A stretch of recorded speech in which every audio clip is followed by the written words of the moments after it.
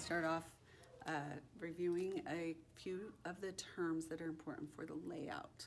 So before we lay out the pillow or the drawstring backpack, or whichever one you're doing, we need to understand what these terms are. So the first one is parallel versus perpendicular. And most of you probably learned this, so we're just going to review what it means.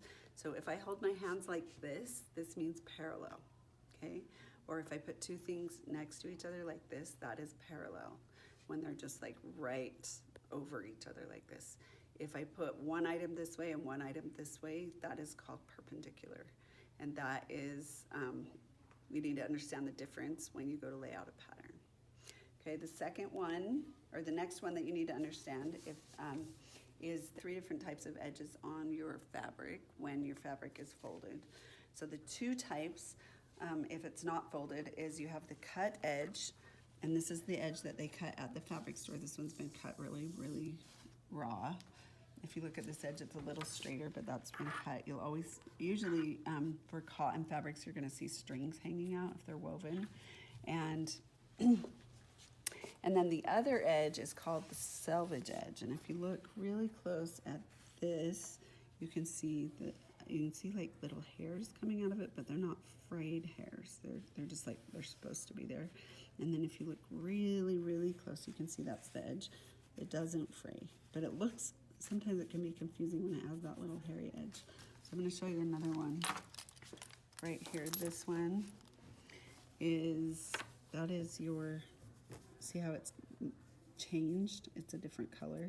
That's your edge that is like it's the longest edge of the fabric store. And then when you tell them that you want to buy a certain amount of fabric, then they're going to cut it on these two sides, and that selvage edge is going to stay on your fabric.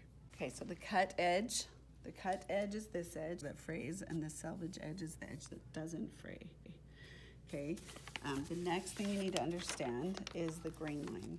So the grain line is the arrow that you find on the pattern, and that arrow is going to be parallel to your selvage edge. So when I lay this out, it's going to be, this will be this way and my selvage edge will be this way. So they're going parallel with each other. Okay, and then the last one I want to show you for this pattern, the pillow and pillowcase, is the place on fold. So whenever you have a pattern piece that says place on fold, then that edge becomes your grain line. The edge of the pattern becomes your grain line. So it works like the grain line because that's how you get it straight, is with the grain line. But it needs to be, that edge of that pattern needs to be right up on the very, very, very edge of the fold. Okay, so I'll be showing you how that's gonna work in the layout so that you'll do that right and get it ready to check off. Okay, so when you put a puzzle together, you have a picture that you're looking at, and then you try to make your puzzle look like the picture, right? Okay, we're doing the exact same thing with this, except it's easier because you don't have to sit there for hours trying to fit the pieces together. Okay, so if you look close at this pattern layout, you can see how the picture of the pattern pieces on the fabric sort of resemble a puzzle, because you have to lay the pieces out on the fabric the way the picture is showing you. If I'm going to do my layout, my pillowcase pattern will be on the fold, and my pillow will be up near the selvage edge. If I'm going to do them different, then I would have the pillowcase pattern on the fold, and then on the other piece, that is the contrasting fabric, it would be next to the selvage edge like this.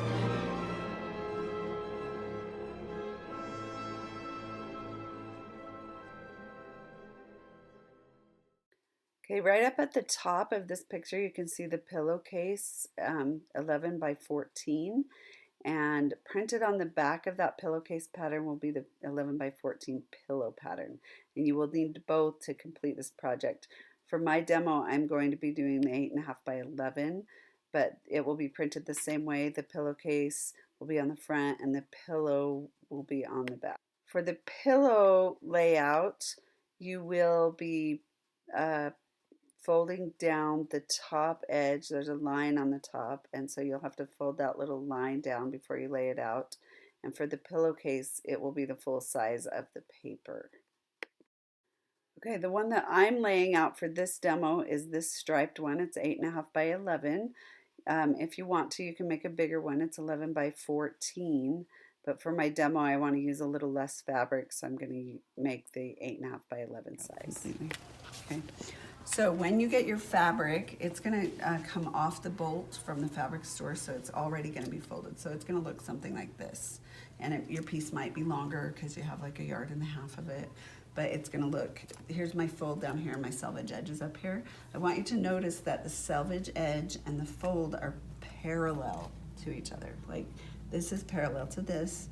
And if you take it off the bolt and then you accidentally fold it wrong, and it looks like this, okay, then you'll notice that the selvage edge up here is now perpendicular to the selvage, and that's wrong.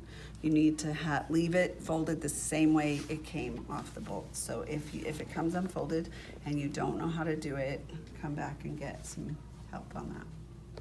Two patterns, they should be printed on, so you'll just get 2 of the same piece. So one side will have the pillow, the other side will have the pillowcase, and you're going to have 2 of them so you'll be able to lay them both out at the same time. So the pillow has the grain line on it, and the pillowcase will be placed on the fold. So I'm going to show you how to do the layout. This to be the Star Wars print. This was, I bought this as a quarter at Walmart, and you can buy these in quarters. If you just go to the sewing section and look, they have like these little square things that look like this. This was a quarter, and they have like a little cardboard, and you can buy them just in little quarters, and then, but you don't get like a full width of the fabric. It gives me like a cut piece that's like 1/2 yard, but it's only half of it. Whoops, this way. It's only half of the piece as far as the width goes. So it's called a quarter, and you can buy fabric that way. And for this project, you could buy fabric that way to get enough for the small pieces. So I'm gonna fold this in half so that my selvage edge is parallel to this edge that is part of the quarter. So if you have 2 selvage edges, you put them together, and then this edge is the fold.